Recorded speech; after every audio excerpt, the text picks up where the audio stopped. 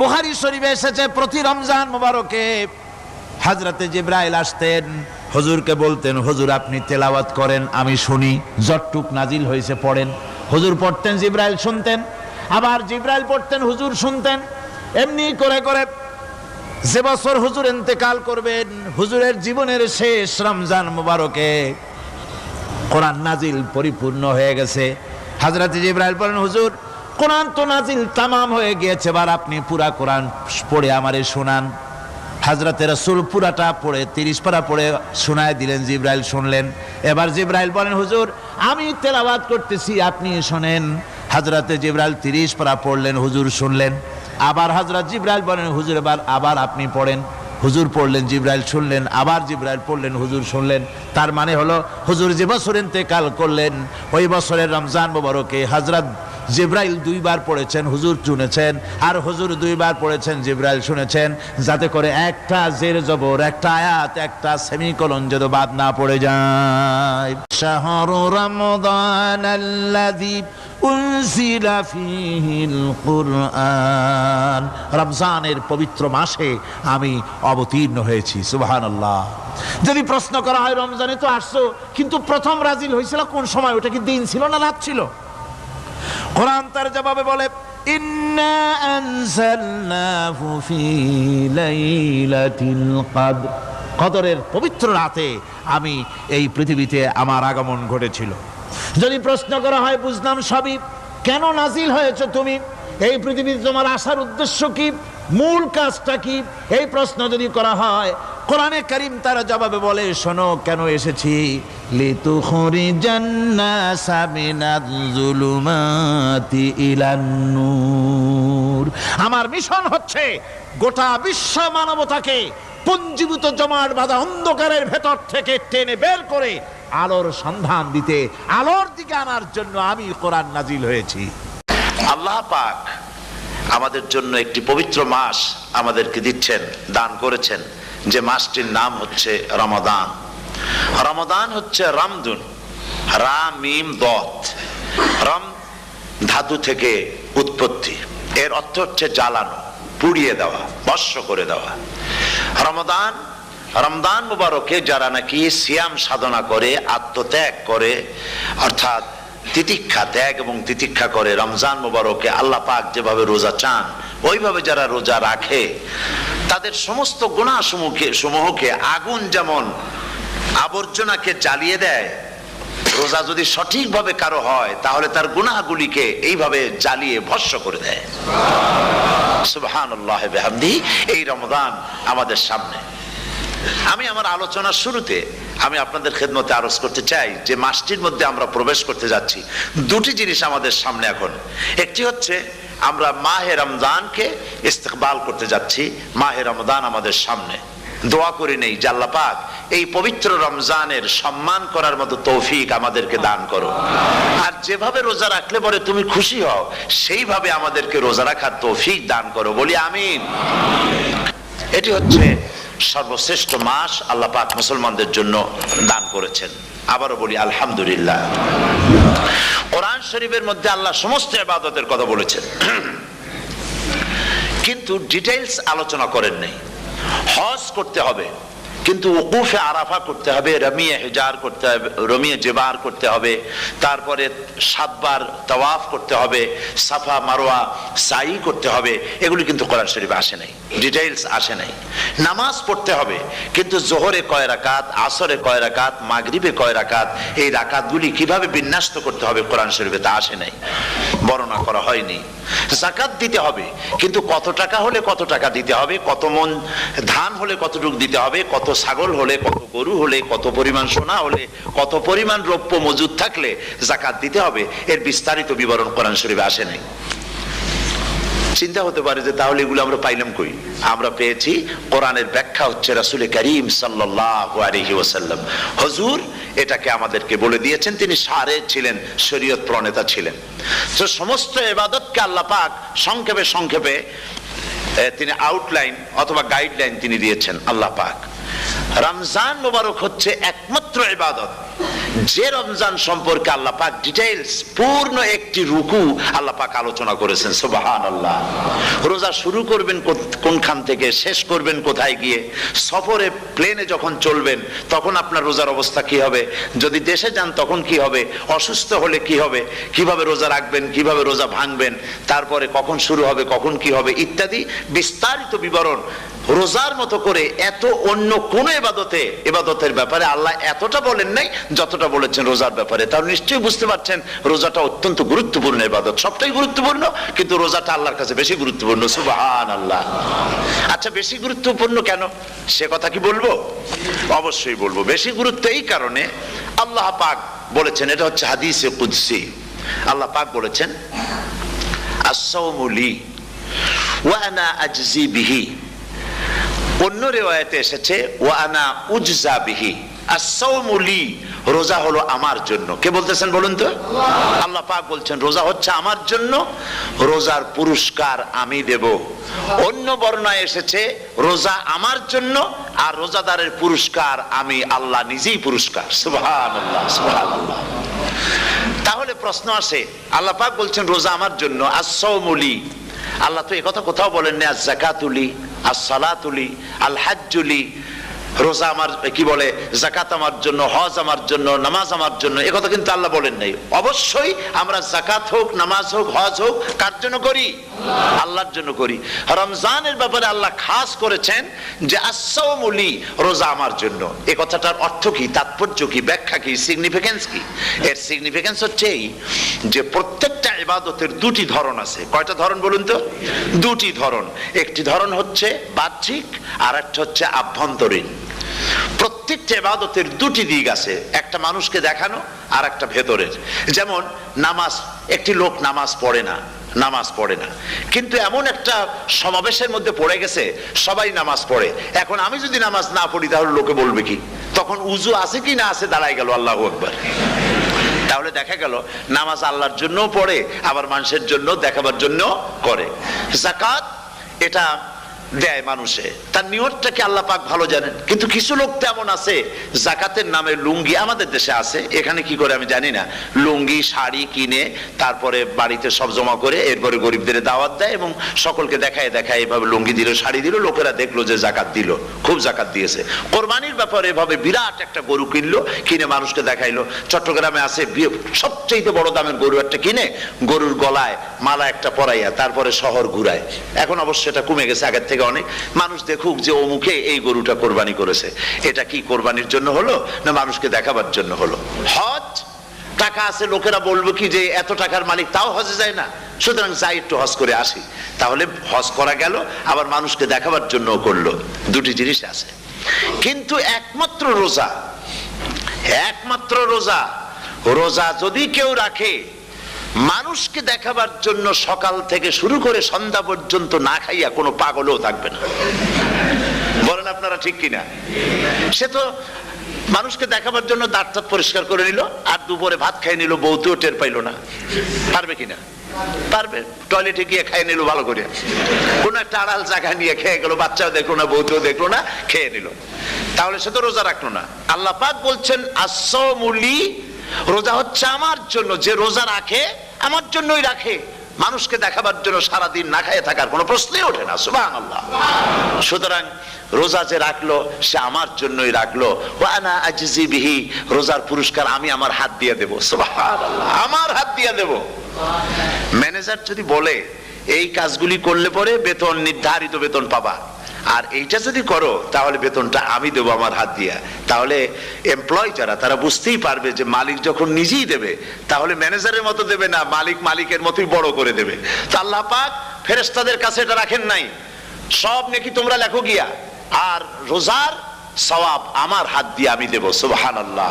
এরপরে আল্লাহ পাক বলছেন, অন্য রিওয়ায়াতে এসেছে রোজা আমার জন্য আর রোজাদারের পুরস্কার আর কিচ্ছু না, রোজাদারের পুরস্কার আমি আল্লাহ নিজেই পুরস্কার হয়ে যাব। সুবহানাল্লাহ।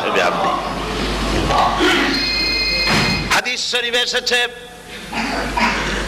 রোজা রাখলে পরে ক্ষুধার কারণে, খালি পেটে থাকার কারণে টক্সিন জাতীয় এক প্রকারের গ্যাস তৈরি হয় পেটের ভেতরে, স্টমাকের মধ্যে, ফলে মুখে এক রকমের দুর্গন্ধের সৃষ্টি হয়। নবীজি বলেছেন রোজাদারের মুখের থেকে যে গন্ধ বের হয়, আল্লাহ পাকের কাছে রোজাদারের মুখের গন্ধ মিস্ক আম্বারের চাইতে বেশি পবিত্র। আপনার মুখের গন্ধটাও আল্লাহর কাছে পবিত্র। রোজাদারের জন্য, রোজাদারদের জন্য জান্নাতের একটি দরওয়াজা খাস করে রাখা হয়েছে, যার নাম রায়্যান। এই দরওয়াজা রোজাদারদের জন্য, কেবলমাত্র রোজাদারেরা সেখান থেকে প্রবেশ করবে, আর কেউ প্রবেশ করতে পারবে না। এই রোজাদারদের সম্পর্কে আল্লাহ পাক বলেছেন, হাদিস শরীফে এসেছে, বুখারী শরীফের হাদিস, রাসূল করিম সাল্লাল্লাহু আলাইহি ওয়াসাল্লাম বলেছেন, লিসাইমে ফারহাতান, ফারহাতুন ইনদা ফিতরিহি ওয়া ফারহাতুন ইনদা লিকাই রাব্বিহি। রোজাদারের জন্য দুইটা খুশি। কয়টা খুশি বলুন তো? কে বলছেন? আল্লাহ রাসূল বলছেন রোজাদারের জন্য দুইটা খুশি। লিসাইমে ফারহাতান, দুটি খুশি। ফারহাতুন ইনদা ফিতরিহি, একটা খুশি হচ্ছে ইফতারের সময়।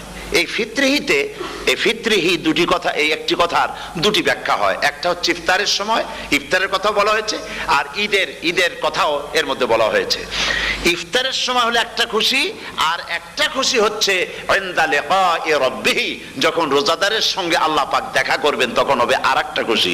তার মানে হচ্ছে রোজাদারদের সঙ্গে স্পেশাল আল্লাহ রাব্বুল আলামিন সাক্ষাৎকারের ব্যবস্থা করবেন। সুবহানাল্লাহ। তাহলে দুটি জিনিস হলো, একটা হলো ইফতারের জন্য দুটা, রোজাদারের জন্য দুটা খুশি, একটা হলো ইফতারের সময়, আর একটা হচ্ছে আল্লাহর সঙ্গে যখন দেখা করবে। তো ইফতারের যে খুশিটা, এই খুশি রোজাদার ছাড়া কেউ বুঝবে না। ইফতার সারাদিন রোজা রাখার পর সামনে পেঁয়াজি, বেগুনি, সালাদ, তরমুজ, মিষ্টি, তারপরে আম্বালা সুইট মিটের নানান রকমের মিষ্টি, এরপরে মুড়ি, কত কিছু সব সামনে নিয়ে বসে আছে। দেখছেন অবস্থা? সমস্ত কিছু সামনে বসা, ঘড়ির দিকে তাকানো। আপনি যদি 5 মিনিট আগে খান, ফেরেশতা এসে মুখের উপর থাপ্পড় মারবে, বেটা খাইলি কেন? বলবে কেউ? বলবে না। কোন ফেরেশতা লাঠি নিয়ে দাঁড়ায় আছে? দাঁড়ায় নাই। কিন্তু আপনি খাচ্ছেন না কেন? সুবহানাল্লাহ, সুবহানাল্লাহ বলবেন না? অন্তত 1500 বছর আগে আল্লাহ রাব্বুল আলামিন নির্দেশ করে রেখেছেন, সূর্য সাদা হওয়া থেকে, পূর্ব দিগন্ত সাদা হওয়া থেকে শুরু করে পশ্চিম দিগন্তে যখন কালো হয়ে কালো রেখা দেখা দেবে, যখন মাগরিব হয়ে যাবে, সূর্যাস্ত যাবে, ততক্ষণ পানাহার আর স্ত্রী সম্ভোগ থেকে বিরত থাকো। 1500 বছর আগের আল্লাহ রাব্বুল আলামিনের এই নোটিশ কিভাবে কার্যকরী হচ্ছে উম্মতের মধ্যে, মুসলমানদের ভেতরে। খাবার সামনে আসে, পিপাসা লেগেছে, এখন তো পিপাসা লাগে না, খুব ঠান্ডার সময়, এখন রোজা রাখতে খুব মজা হবে, তাই না? খুব মজার রোজা। কিন্তু এই রোজা যখন জুন মাস আর জুলাই মাসে আসবে, তখন টের পায় মানুষ রোজা কাহাকে বলে। প্রচন্ড পিপাসা, সামনে সব খাবার পড়ে আছে, একটা খাবারের দিকে রোজাদারের হাত যায় না, ঘড়ির দিকে তাকায় আর চুপ করে বসে বসে আল্লাহর জিকির করতে থাকে। আল্লাহ কয়, ফেরেশতারা দেখ, এই বান্দা বানাইতে নিষেধ করছিলি। সুবহানাল্লাহ। আল্লাহ খুশি হয়ে যান। রোজাদার অপেক্ষা করতে থাকে, ঠিক যখন কাটায় সময়টা এসে গেছে, তখন আল্লাহর নাম করে খুরমা দিয়ে, পানি দিয়ে ইফতার শুরু করে দিল। আল্লাহ পাক খুশি হয়ে গেলেন। এই যে ইফতার, সারাদিন রোজা রাখা ইফতার করায় যে মজা, রোজা রাখলো না এরকম লোকেরাও কিন্তু ইফতার করে না? পুরান ঢাকায় আছে, ঢাকার তো কয়েকটা এলাকা আছে, পুরান ঢাকার লোকেরা নাকি বলে যে, যারা রোজা রাখে না তারা বলে যে, রোজা না রাখে একরকম পাপ করছি, আর ইফতার না করিয়া কবিরা গুনাহ করবো নাকি? ইফতার তো করাই লাগবে। তো খুব মজা করে ইফতার করে তারা। তো সারাদিন রোজা রেখে পেঁয়াজি, ছোলা, বুট, মুড়ি খাওয়ায় যে মজা, সারাদিন ভাত খাইয়া তারপরে ইফতারের শরীক হওয়া, ছাগলে ঘাস খাইলে যেমন লাগে ওইরকম তার মুখে লাগে, এই মজা পাবে না। রোজাদারের যে মজা লাগে সেই মজা সে পাবে না। সারা মাস রোজা থাকার পর, আল্লাহর হুকুম মেনে সারা রাত রোজা রাখার পর, তারপরে ঈদের দিনে জামা কাপড় পরিষ্কার করে, শেরওয়ানি গায়ে লাগাইয়া, পাঞ্জাবি পরে, আতর মেখে, এরপরে ঈদের জামাতে যখন দাঁড়ায় যায়, সে যে মজা পায়, সারা মাস রোজা রেখে ঈদের জামাতে গিয়ে সে যে মজা পায়, যে রোজা রাখলো না, ঈদের দিনে খুব জামা, পাজামা, সেন্ট এগুলো মেখে টেকে প্রথম কাতারে গিয়ে দাঁড়ায় গেছে, ও সেই মজা পাবে না। ওর মনের মধ্যে একটা সোর ভাব থেকেই যায়। সে মনে মনে ভাবে এই জামাত আমার না, জোর করে আসছি, এইখানে দাঁড়াবার যোগ্যতা আমার নাই। মনের মধ্যে সে একটা অপরাধী ফিল করে, সে ফিল করতে থাকে। সুতরাং রোজাদারের জন্য দুইটা খুশি, একটা হচ্ছে ইফতারের সময়, আর একটা খুশি হবে যখন আল্লাহ তাদেরকে দেখা দেবেন। সুবহানাল্লাহ। এই রোজা আল্লাহ পাক দান করেছেন। আচ্ছা, কি জন্য রোজা আমাদের দিলেন? এই জন্য দিয়েছেন যে একটা মাস পৃথিবীর মুসলমানরা না খেয়ে থাকুক দিনের বেলায়, ওই না খেয়ে থাকার যে খাবারগুলি বাঁচবে এগুলি আল্লাহ অন্য কোন এলাকার মানুষদের খাওয়াবেন নাকি? এই জন্য করেছেন রোজা, এই জন্য করেন নাই। রোজার ফজিলত আল্লাহর নবী বলেছেন, রমজান মুবারকের এত ফজিলত, মানুষ যখন কোন ইবাদত করে আল্লাহ পাক সেই ইবাদতের নেক আমলের সওয়াব 10 থেকে শুরু করে 700 পর্যন্ত বাড়ায় দেন। 10 থেকে শুরু করে 700 বাড়ায় দেন, ইল্লা সাওম, রোজা ছাড়া। নবীজি বলেছেন, রমজান মুবারকে কেউ যদি একটি নফল কাজ আদায় করে, একটি নফল ইবাদত করে, অন্য মাসের একটি ফরজ আদায় করার সওয়াব আল্লাহ পাক নামায় আমলে দিয়ে দিবেন। রমজান মুবারকে কেউ যদি একটি ফরজ আদায় করে, অন্য মাসের 70টি ফরজ আদায় করার মতো সওয়াব আমলনামায় আল্লাহ দিয়ে দিবেন। সুবহানাল্লাহ। এই মাস আমাদের সামনে, আল্লাহু আকবার বলি, আল্লাহু আকবার বলি, আলহামদুলিল্লাহ। এই পবিত্র মাস আমাদের সামনে। এই মাসে এত সওয়াব, নফল হয় ফরজের মতো, আর ফরজ হয় 70টা ফরজের মতো। এত সওয়াব কেন হইল? আমরা না খেয়ে থাকি সেই জন্য নাকি? বলতে পারেন কেন হলো? একটি কারণ, শাহরু রমাদান আল্লাযী উনজিলা ফীহিল কুরআন। সুবহানাল্লাহ বলবেন না? এই রমজান মাস হচ্ছে সেই মাস যে মাসে আল্লাহ রাব্বুল আলামিন কোরআনে কারীমকে নাজিল করেছেন। এই মাসের মধ্যে একটি রাত আছে, খায়রুম মিন আলফি শাহর, যে রাতটি 1000 মাসের চাইতে বেশি গুরুত্বপূর্ণ আল্লাহর কাছে। সুবহানাল্লাহ। একটি রাত 1000 মাসের চাইতে গুরুত্বপূর্ণ। 1000 মাস ক্যালকুলেটর দিয়ে হিসাব করলে দেখা যায় যে 1000 মাসে 83 বছর 4 মাস হয়। তাহলে তার অর্থ কি এই যে একটানা 83 বছর 4 মাস ইবাদত করলে যে সওয়াব হবে, এই রাত্রে ইবাদত করলে সেই সওয়াব হবে? হতে পারে, এরকম হতে পারে, কিন্তু ব্যাখ্যাটা কি? ব্যাখ্যাটা হচ্ছে এই, আরবিতে আলফুন শব্দ দিয়ে 1000 বোঝানো হয় না। আরবিতে যখন আলফুন বলা হয় তাহলে বোঝা যায় সংখ্যাধিক্য, বিপুল সংখ্যা, হাজার হাজার, হাজার হাজার, থাউজেন্ডস এন্ড থাউজেন্ডস। এইটাকে বোঝাবার জন্য আরবিতে ব্যবহার করা হয় আলফুন, হাজার হাজার। তাহলে আল্লাহ কি বুঝাতে চাচ্ছেন? আল্লাহ রাব্বুল আলামিন তিনি আয়াত দ্বারা বুঝাতে চান, এর ব্যাখ্যা হচ্ছে এই পৃথিবীর মানবতার কল্যাণের জন্য, এই পৃথিবীর মানুষের ভালাইয়ের জন্য, মঙ্গলের জন্য হাজার হাজার মাস ধরে এই পৃথিবীর মানুষের যে কল্যাণ হয় নাই, এই রমজান মুবারকে একটা রাত আছে যেই রাতে আল্লাহ রাব্বুল আলামিন মানবতার সেই কল্যাণ করেছেন। সেই কল্যাণ কি দিয়ে করেছেন? শাহরু রমাদান আল্লাযী উনজিলা ফীহিল কোরআন, কোরআন নাজিল করে পৃথিবীর মানুষকে সেই কল্যাণ আল্লাহ দিয়েছেন। সুবহানাল্লাহ। বন্ধুগণ, কোরআন, কোরআন কি নিয়ামত আমাদের কাছে! সেই নিয়ামতকে আমরা চিনলাম না, আমরা বুঝতে পারলাম না কত বড় নিয়ামত আল্লাহ আমাদের দান করেছেন। এই কোরআন যেন আপনি শুনতে পারেন, পড়তে পারেন, বুঝতে পারেন, সেই জন্য আল্লাহ রাব্বুল আলামিন শরিয়াত কি সুন্দর ব্যবস্থা করেছে। কোরআন শোনার জন্য রমজান মুবারকে তারাবিহের নামাজের ব্যবস্থা করা হয়েছে। সুবহানাল্লাহ, সুবহানাল্লাহ। যারা সব সময় পড়তে পারেন না, কোরআন তেলাওয়াত জানেন না, অথবা সারা বছরও এক খতম কোরআন শরীফ পড়া হয় না, শরিয়াত কি সুন্দর বিধান করলো যে আপনি যেন 30 পারা কোরআন শরীফ শুনতে পারেন। এই ব্যবস্থা তারাবিহের নামাজের মধ্যে শরিয়াত করে দিয়েছে। আলহামদুলিল্লাহ, আলহামদুলিল্লাহ। যাদের টাকা কড়ি আছে আমি তাদেরকে অনুরোধ করব, যদি পারেন তাহলে মেহেরবানি করে রমজান মুবারকে উমরা পালন করবেন। আমি উমরার নিয়ত করে এসেছি, ঢাকা থেকে উমরার নিয়ত করে এসেছি। আপনাদেরকে দেখে গেলাম, আর আমি এখান থেকে ডাইরেক্ট মদিনা মুনাওয়ারায় চলে যাব ইনশাআল্লাহ। লাইলাতুল কদর পর্যন্ত হারামাইনুশ শরীফাইনে কাটাতে চাই, নিয়ত করেছি। আপনারা দোয়া করুন আল্লাহ যেন কবুল করেন। কি মজা যখন আপনি হারামাইনুশ শরীফাইনে যখন তেলাওয়াত শুনবেন, আপনার কাছে মনে হবে যেন কোরআন শরীফ নাজিল হতেছে। সুবহানাল্লাহ। সেখানে তো নামাজের পরে হাত তুলে মোনাজাত করা হয় না, শুধুমাত্র রমজান মুবারকে বেতেরের নামাজের মধ্যে ইমাম সাহেব হাত তুলে মোনাজাত করেন। গত বছর রমজান মুবারকের লাইলাতুল কদরে আমি ছিলাম, গত কয়েক বছর ধরে আল্লাহ যাওয়ার তৌফিক দিয়েছেন দয়া করে। সেখানে লাইলাতুল কদরে পত্রিকাগুলি লিখেছে 30 লাখের উপরে লোক ছিল মক্কা শরীফের হারাম শরীফে, 30 লাখের উপরে। যখন তেলাওয়াত হচ্ছে, মোনাজাত করতেছেন ইমাম সাহেব কাঁপতেছেন, মোনাজাত করতেছেন, কাঁদতেছেন, আর গোটা হারাম জুড়ে কান্নার রোল পড়ে গিয়েছে। কিভাবে কাঁদতেছে! সারাদিন মানুষ রোজা রেখে তারপরে ইফতার করতে যখন বসে, আমি সেই জান্নাতের কথা কেমনে আপনাদের বুঝাবো?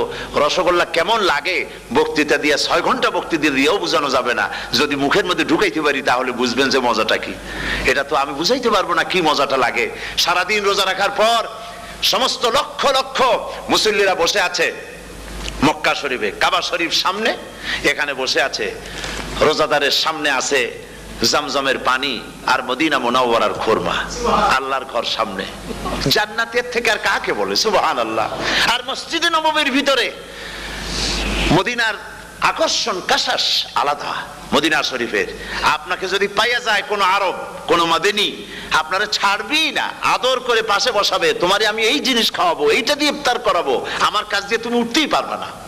আপনাকে জোর করে বসায় দিবে মসজিদে নববীতে, রিয়াদুল জান্নাহ, রাসূল করিম সাল্লাল্লাহু আলাইহি ওয়াসাল্লামের কবর শরীফের কাছে বসে আপনি ইফতার করতেছেন। কত বড় নসিব!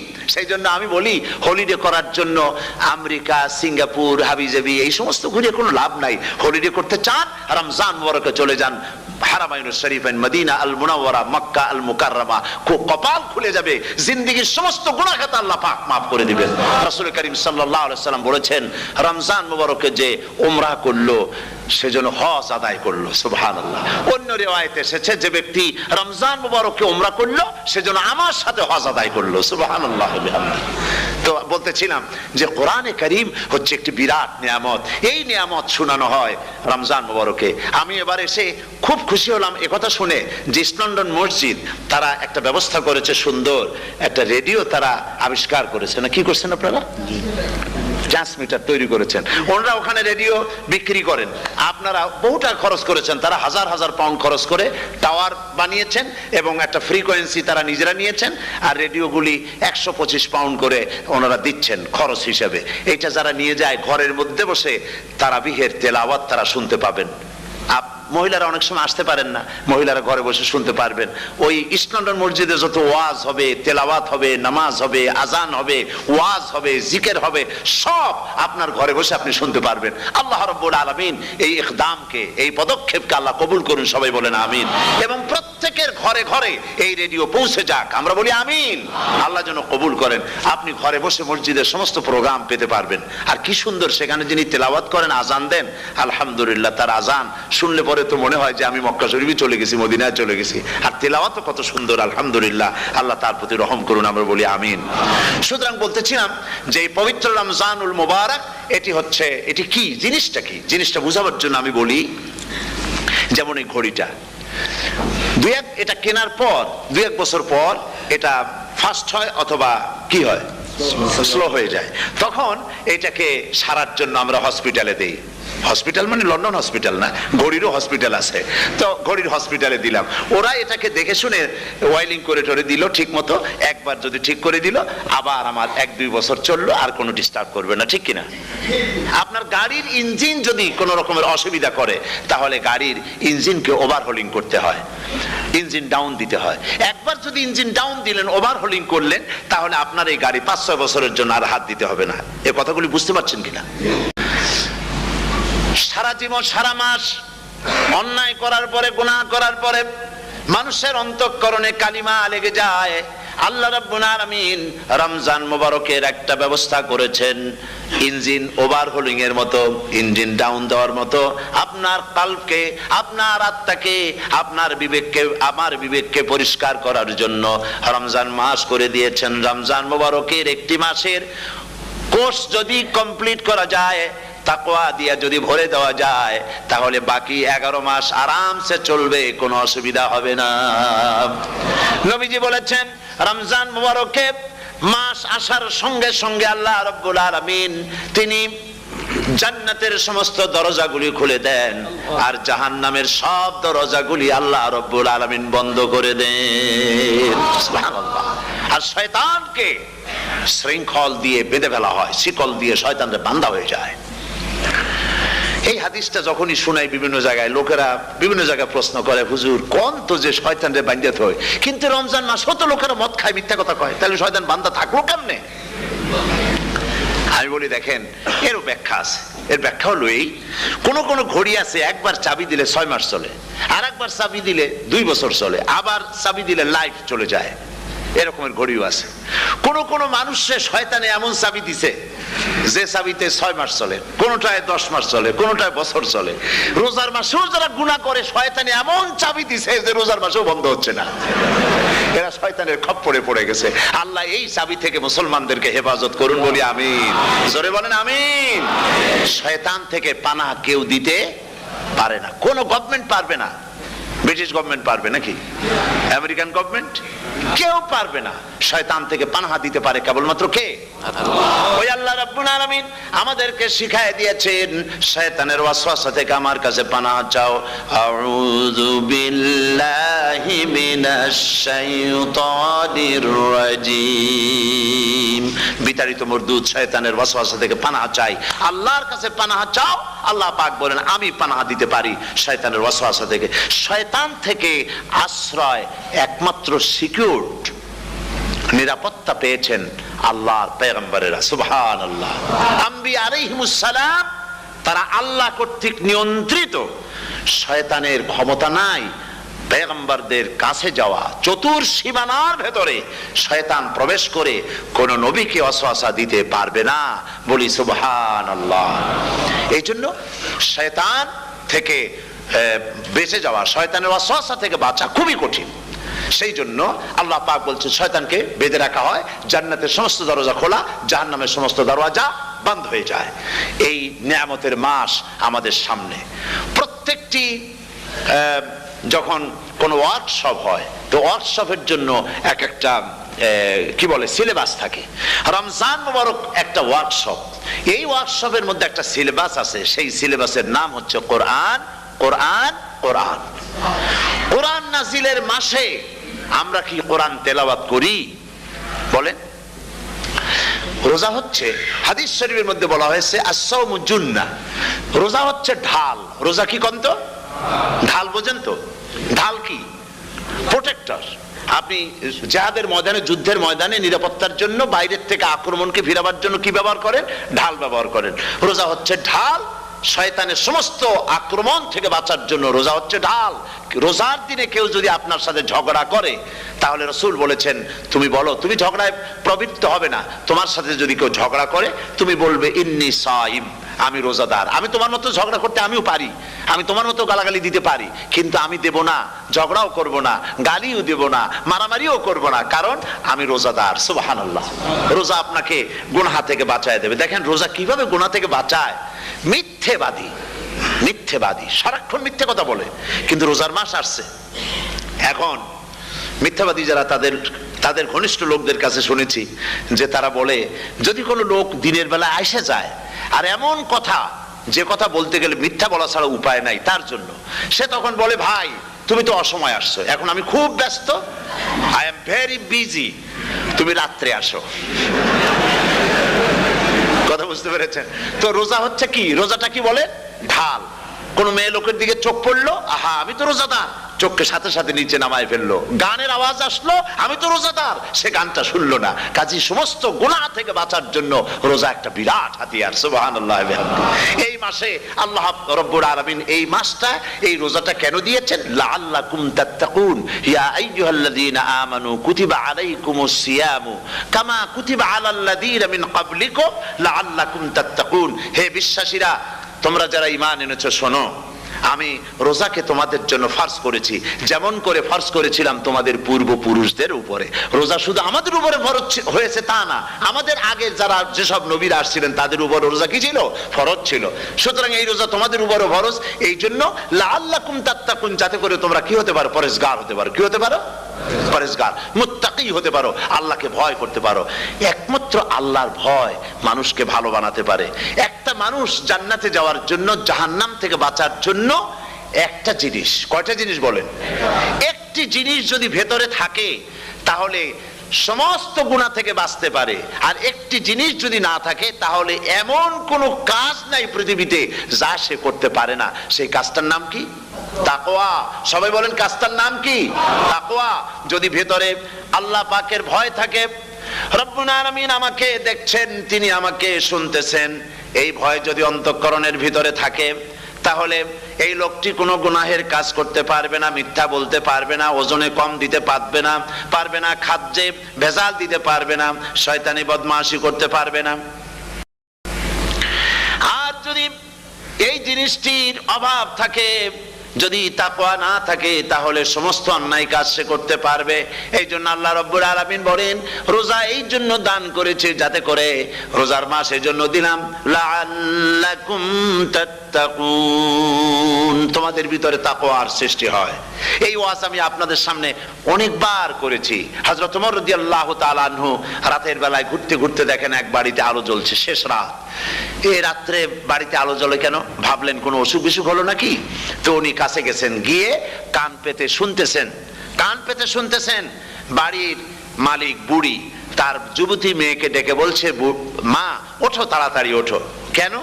কয় যে সকাল তো হয়ে গেল, দুধ দই এনেছি, আমি দুধ এনে রাখছি, এখন তুমি পরিমাণ মতো সবটা পাত্রে পানি দিয়ে ভরে দাও, তাহলে ওজন বেশি হবে আর আমরা ভালো লাভ করতে পারবো।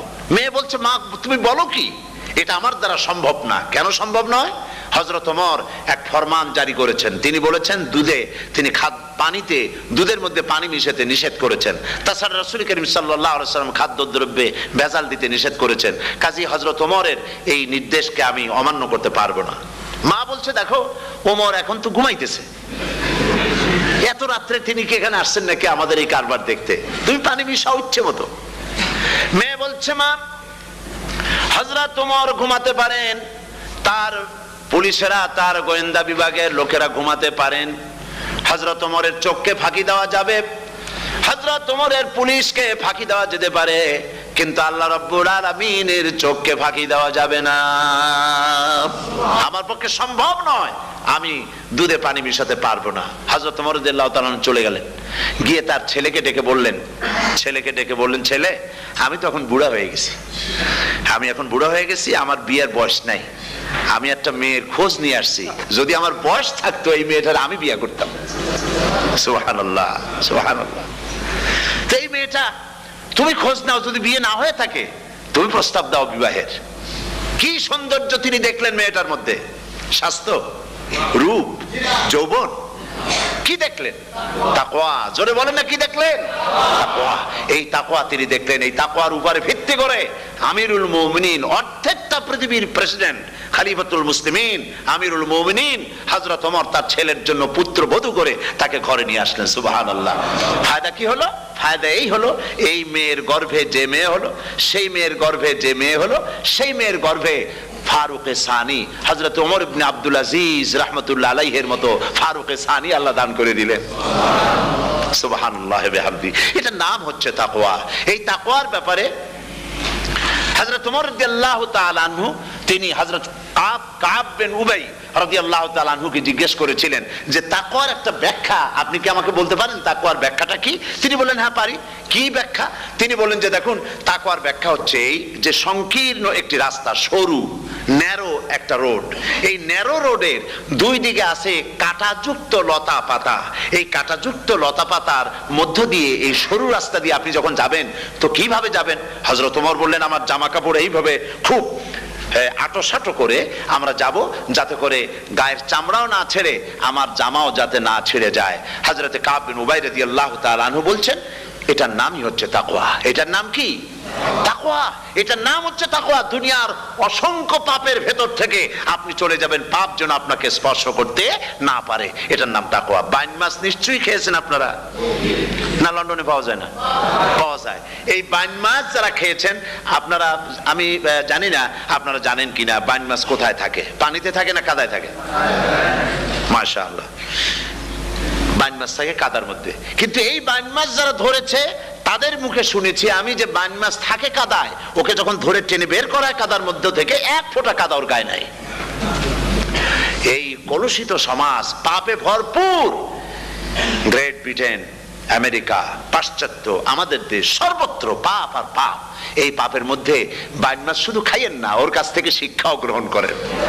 ও যেমন কাদার মধ্যে থাকে, কাদা ওর গায়ে লাগে না, আপনিও এই সমাজের মধ্যে আপনি আপনার কাজ চালিয়ে যান, পাপ যেন আপনাকে স্পর্শ না করে। আল্লাহ যেন পাপের থেকে আমাদের বাঁচান। আমরা বলি আমিন, সবাই বলেন আমিন। এটার নাম হচ্ছে তাকওয়া। আর তাকওয়া লম্বা জামায় তাকওয়া হয় না, লম্বা দাড়িতে তাকওয়া হয় না, পাগড়ি একটা বানলেই তাকওয়া হয় না। রাসূলুল্লাহ সাল্লাল্লাহু আলাইহি ওয়াসাল্লাম বলছেন তাকওয়া হা হুনা, হা হুনা, হা হুনা, তিনবার বলেছেন, বুকের দিকে দেখায় বলেছেন তাকওয়া হা হুনা। তাকওয়া হচ্ছে এখানে। এর অর্থ এই নয় যে আমি দাড়িকে আমি ছোট করে দেখছি, জামাকে ছোট করে দেখছি, তা নয়। কিন্তু বলছি যে তাকওয়াটা হচ্ছে অন্তরের ভেতরে। এই অন্তরের ভেতর থেকেই এটার বহির প্রকাশ হতে হবে। আপনার কথায়, আপনার বলায়, আপনার ওঠায়, আপনার বসায়, আপনার চালচলনে, আপনার বিয়ে শাদীতে, আপনার ব্যবসা বাণিজ্যের সর্বত্র তাকওয়ার ছাপ প্রদর্শিত হতে হবে। তাহলেই আমার মধ্যে তাকওয়া এসেছে বলে প্রমাণ হবে। আর এটাই আল্লাহ পাক চান, রমজান মোবারকে তোমাদের মধ্যে তাকওয়া সৃষ্টি হোক। রোজা সম্পর্কে এই কথাগুলি আমি বলে নিলাম। প্রথম 10 দিন শুধু রহমত নাজিল হবে, দ্বিতীয় 10 দিনে আল্লাহ পাক শুধু মাফ করতে থাকবেন, আর তৃতীয় 10 দিনে আল্লাহ পাক জাহান্নাম থেকে মুক্ত করে দিবেন। সুবহানাল্লাহ। রমজানে মক্কা শরীফে, মদিনা শরীফে ছোট্ট একটা বাচ্চাও ঘুমায় না। অন্তত 5-7 বছর, 8-10 বছর বয়স হয়ে গেছে এরকম বাচ্চা সারা রাত্রে 1 সেকেন্ডের মধ্যে ঘুমায় না। সমস্ত লোক জাগে, ফজরের নামাজ পড়তে থেকে ঘুমায়, সব সমানে 2 হাতে নেকি কামাই করে। নেকি কামাইয়ের মৌসুমে বাহার। রমজান হচ্ছে নেকি কামাইয়ের বসন্তকাল। আপনারা যেন খবরদার মিস করবেন না, মিস করবেন না, খবরদার। এই মাসটা পুরাপুরি কাজে লাগাবার জন্য মায়েরা, আমার মায়েরা, বোনেরা, মেহেরবানি করে এই মাসটা কাজে লাগাবেন। গীবত গাইবেন না, রাগারাগি করবেন না, ঝগড়াঝাটি করবেন না, মিথ্যা কথা বলবেন না, তেলাওয়াত, জিকির, আজগার। আর পুরুষেরাও এই জিকির আজগারের মধ্যে, মানুষকে ভালো কাজের আদেশ করার মধ্যে যা আজকে আল্লাহ আমার দিয়ে বলাইলেন, এই কাজগুলি আমি এবং আপনারা সবাই যেন আমল করতে পারি। আল্লাহ তৌফিক দান করুন। আপনারা এই মোনাজাতের পরে যে যে এলাকায় গিয়ে জামাতে এশার নামাজটা আদায় করবেন, এখানে নামাজের কোনো ব্যবস্থা করা যায় নাই বলে আমরা দুঃখ প্রকাশ করছি। পাশে যেখানে মসজিদ পান, জামাতে এশার নামাজটা খবরদার আদায় করে নেবেন, নামাজ ছেড়ে দেবেন না। 5 ওয়াক্ত নামাজ সঠিকভাবে আদায় করবেন। আর মদের ব্যবসা যাদের আছে, মদের ব্যবসা ছেড়ে দিবেন। আর মদের চাকরি যারা করেন, সেখান থেকে এই চাকরি উঠাইয়া কোনো ভালো জায়গায় চাকরি করার জন্য চেষ্টা করবেন। জেনা, ব্যভিচার, নাচ, গান ইত্যাদি, তাস, পাশা, জুয়া, অন্যায় কাজে যাব না। আল্লাহ যেন কবুল করেন। বলেন আমিন, বলেন সবাই আমিন। এটাই কাজ। শিরক এবং বিদআতের বাড়ির কাছেও আমরা কেউ যাব না। এই তওবা করে খাঁটি মুসলমান হইতে হবে। আমরা কতদিন বাঁচবো জানি না। আল্লাহ পাক যেন আমাদেরকে ঈমানের সাথে রাখেন। যাদের মুখে দাড়ি নাই, আল্লাহ পাক তাদের মুখে দাড়ি লাগায় দিক। বলি আমিন। আপনারা চেষ্টা করেন রসুলের এই সুন্নতটা আমল করার জন্য। যেহেতু আমরা মারা যাব, চিরদিন বাঁচবো না, তো আল্লাহ রসুলের কাছে কেমনে আমরা আমাদের চেহারা দেখাবো? জামায়, দাড়িতে, টুপিতে, পর্দায়, মেয়ে লোকদের পর্দা করার মধ্যে, সবটার মধ্যে রাসূলুল্লাহর সুন্নত যেন আমরা আমল করতে পারি। আল্লাহ যেন তৌফিক দেন। হুজুর বলেছেন, হুজুর তো কোন কলেজে পড়েন নাই। কি বলেন, কলেজে পড়েছেন? কোন কলেজে মাদ্রাসায় পড়াশোনা করেন নাই। অথচ আল্লাহর নবী বলেছেন, ইন্নামা বুইস্তু মুআল্লিমান, আমি শিক্ষক হিসাবে দুনিয়ার বুকে প্রেরিত হয়েছি। লেখাপড়া কোথাও করেন নাই, অথচ হুজুর বলছেন আমি শিক্ষক। অর্থাৎ গোটা পৃথিবীর সর্বকালে, সর্বযুগের মহান শিক্ষক হচ্ছেন মুহাম্মদ রাসূলুল্লাহ সাল্লাল্লাহু আলাইহি ওয়াসাল্লাম। শিক্ষা তার মধ্যে পরিপূর্ণ ছিল। আল্লাহ তাকে শিখিয়েছেন, সব কথা তিনি বলেছেন। জ্ঞানের কোনো অভাব তার কাছে ছিল না। তবে হ্যাঁ, অনেকে বলে অনেকে বলে যে মুহাম্মদ সাল্লাল্লাহু আলাইহি সাল্লাম হচ্ছেন সেই পুরানা মধ্যযুগীয় ব্যাপার স্যাপার। ওই মধ্যযুগীয় কোনো কথা আজকের যুগে চলতে পারে না, এটা হলো জ্ঞান বিজ্ঞানের যুগ। আমরা কিছু মঙ্গল গ্রহে যাব করতেছি, চাঁদ দখল করে ফেলেছি সেই কবে, চাঁদে পতাকা উড়ায় ফেলেছি, বাড়িঘর বানাবার জন্য ইট সিমেন্ট রড সবকিছু পাঠাবার ব্যবস্থা হচ্ছে চাঁদে। আর মঙ্গল গ্রহে তো আমরা যাব করছি। মুহাম্মদ সাল্লাল্লাহু আলাইহি সাল্লাম কি চাঁদে নেমেছেন কখনো? এগুলি বেকুবদের প্রশ্ন। কাদের প্রশ্ন? বেকুবদের প্রশ্ন। আর মিয়া তোমার বিজ্ঞান তো গেছে শুধু চাঁদে। চাঁদ কত দূর? মাত্র 2,32,000 মাইল দূরে। চাঁদ মাত্র 2,32,000 মাইল দূরে একটি উপগ্রহ মাত্র। পৃথিবীর সবচাইতে নিকটতম প্রতিবেশী, নিকটতম উপগ্রহ হচ্ছে চাঁদ। দৃষ্টান্ত দিতে গিয়ে আমি ওই ছোট্ট স্টোরিটি বুঝাবার জন্য মানুষের সামনে বলি। একবার এক স্বামী আর স্ত্রী দুজনে ঝগড়া লেগেছে, স্বামী স্ত্রীর ঝগড়ায় বেচারা স্বামী দুর্বল হয়ে গেছে, স্বামীর স্ত্রীর সামনে আর পেরে উঠছে না পারিয়া শেষ পর্যন্ত বলল, ঠিক আছে, তোমার মতো দাজ্জাল মার্কা বউর সাথে আমি আর থাকবো না, আমি চললাম, আমি এবার বিদেশেই চলে যাব, দেশেই থাকবো না। স্ত্রী কিছু বলতেছে না। স্বামী দেখে যে সন্ধ্যা পর্যন্ত স্ত্রী তাকে সাধেও না, মহা সমস্যা। বলেও বেচারা মুসিবতে পড়েছে, প্রেস্টিজ কনসার্ন হয়েছে, ইজ্জতের ব্যাপার। শেষ পর্যন্ত জায়নামাজ বালিশ টালিশ পেঁচাইয়া বিদেশের উদ্দেশ্যে নিজেকে তৈরি করে বারান্দায় নেমে বলল যে মাগরিবের রক্ত যখন হয়েই গেল, মাগরিবটা পড়ে নেই। মাগরিব পড়েছে, দোয়া তাসবিহ ইত্যাদি পড়ছে, দেখেনি স্ত্রীর পক্ষ থেকে কোনো কি দাওয়াত আসে যে আপনার যাইয়া কাম নাই। তো স্ত্রী বেচারিও বুঝে ফেলেছে তার স্বামীর দৌরত্ব কত দূর, সেই জন্য সেও আর কিছু ক্ষয় ঠয় না।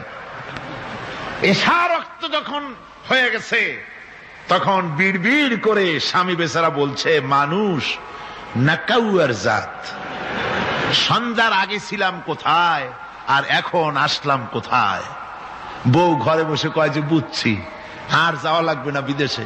ঘরের থেকে বারান্দায় নামি তুমি বলো মানুষ না কাউয়ের জাত, সন্ধ্যায় ছিলা কোথায় এখন নামছো কোথায়, তোমার আর বিদেশে যায় কাম নাই, তুমি ঘরে এসে মশারির মধ্যে ঢোকো।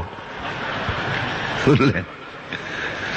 তো পৃথিবী থেকে মাত্র 2,32,000 মাইল দূরে চাঁদ, সেই চাঁদে অবতরণ করে বলছে মুহাম্মদ সাল্লাল্লাহু আলাইহি ওয়াসাল্লাম কি চাঁদে গেছে? আরে বেকুব, 2,32,000 মাইল দূরের চাঁদ নয়, 9,30,00,000 মাইল দূরের সূর্য নয়, কোটি কোটি সহস্র কোটি মাইল দূরের গ্যালাক্সি নয়, মিল্কি ওয়ে নয়, সমস্ত তারকারাজি গ্রহ পুঞ্জ সব কিছুকে পেরিয়ে গিয়ে 7 আকাশ ফুড়ে মুহাম্মদ সাল্লাল্লাহু আলাইহি সাল্লাম আরশে আজিম ভ্রমণ করেছেন, যা পৃথিবীর কোন বিজ্ঞানের পক্ষে সম্ভব নয়।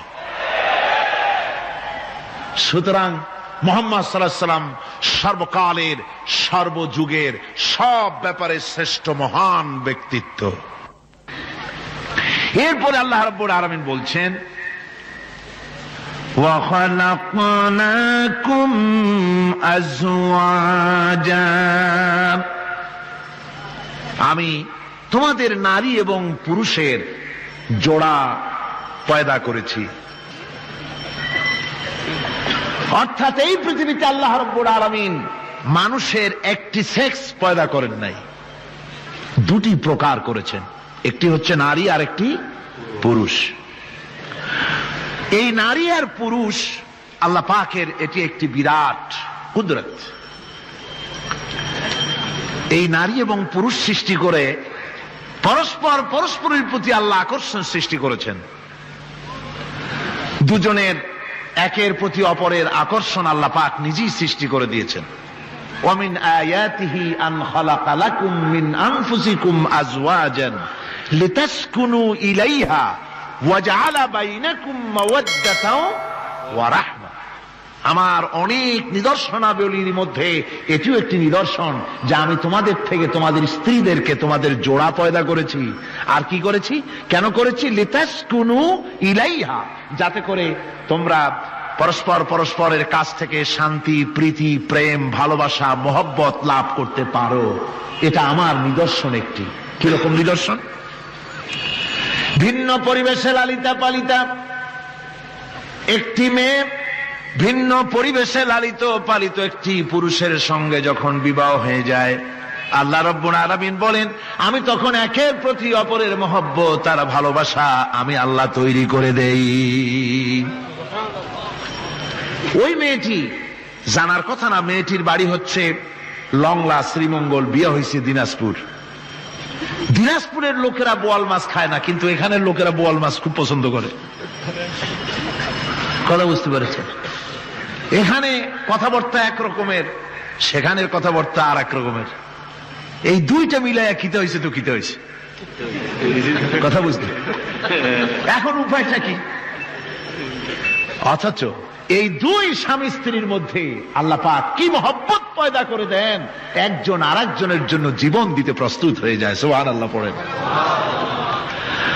আল্লাহ রাব্বুল আলামিন বলেন ওয়াজআলা বাইনাকুম মাওয়াদ্দাতান, প্রথমে তো ভালোবাসা সৃষ্টি করি, প্রেম সৃষ্টি করি। বিবাহ হওয়ার পর যে ভালোবাসা হয়, বিশেষ উদ্দেশ্যকে সামনে রেখে ওই ভালোবাসা হয়। এরপরে যখন বয়স বাড়তে থাকে, যখন বার্ধক্য আসে, তখন ওই ভালোবাসাটা আর থাকে না যেটা ছিল প্রথম। সেটা আমি ওয়াজআলা বাইনাকুম মাওয়াদ্দাতান ওয়া রাহমা, মাওয়াদ্দা তখন রহমতে পরিণত হয়ে যায়। প্রথমে থাকে একটা প্রেম কেন্দ্রিক ভালোবাসা। পরবর্তী সময় যখন স্বামী বুড়ো হয়ে যায় আর স্ত্রী যখন বুড়ি হয়, তখন আল্লাহ পাক বলেন আমি উভয়ের মধ্যে সহৃদয়তা, করুণার সৃষ্টি করে দেই। পরস্পর পরস্পরের প্রতি আকর্ষণ তখন আরো বাড়িয়ে দেই। একজন আর একজন ছাড়া চলে না, বুড়ার বুড়ি ছাড়া উপায় থাকে না। ঘরের মধ্যে ফ্রিজ আছে, কালার টিভি আছে, তারপরে সুন্দর বিছানাপত্র আছে, কোন জিনিসের অভাব নাই বুড়ার। হঠাৎ করে বুড়ি একদিন মারা গেল, বুড়ায় কয় আমি গৃহশূন্য হয়ে গেছি। সব আছে, তারপরেও যে গৃহশূন্য হয়ে গেছি, তার মানে গৃহের প্রাণটাই চলে গেছে। বুড়া বয়সে সন্তান খোঁজ খবর নেয় না, সন্তানের বউ খোঁজ খবর নেয় না।